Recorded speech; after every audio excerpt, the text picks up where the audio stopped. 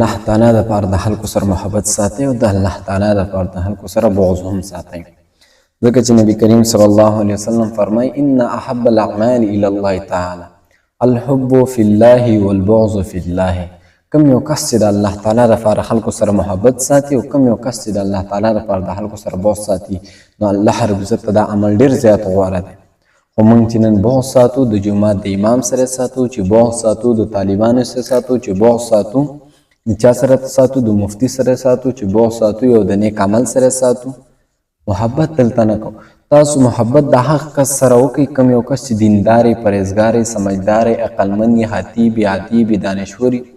نو الله رب عزت بیا تاسو د هغه کس سره مینه محبت ساتئ چې ستاسې امید چې دا واقع کنفرم جنت ته به ځي او ما به ځان سره یوسي. نو دی د الله د رضا لپاره خلکو سره مینه ساتئ. بغض به چا سره ساتو؟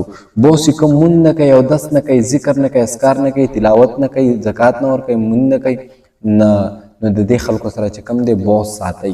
دا نبی کریم صلی الله علیه وسلم فرمایي. بل ځای کې راځي چې المرء مع من احب، څوک چې د چا سره مینه محبت ساتي قیامت په ورځ به بیا د هغه سره پاڅي. نو موږ تاسو ته پکار ده چې محبت وساتو، د امام سره وساتو، محبت وساتو، د طالبانو سره وساتو. نو چې کوم یو کس سره کینیږئ پاڅېږئ نو د دیندارو خلکو سره پاڅېږئ. ځکه چې لقمان حکیم هم خپل زوی ته وایي چې ای بچیه د نیکانو خلکو سره کینه، کله کله الله رب عزت رحمت نازلې ته هم پکې نازل شي، او د بدو کسانو نه ځان ساته، کله الله رب عزت عذاب نازلې رسېنه چې ته هم پکې راشي. د بدو خلکو سره چې کینئ نو عذابونه وي، خو چې د نیکانو کسان سره کینئ نو الله رب عزت هم په هغه باندې رحمت نازلې، نو تاسو هم پکې نازله شئ. نو مینه محبت د چا لپاره کول پکار دي؟ د الله تعالی د رضا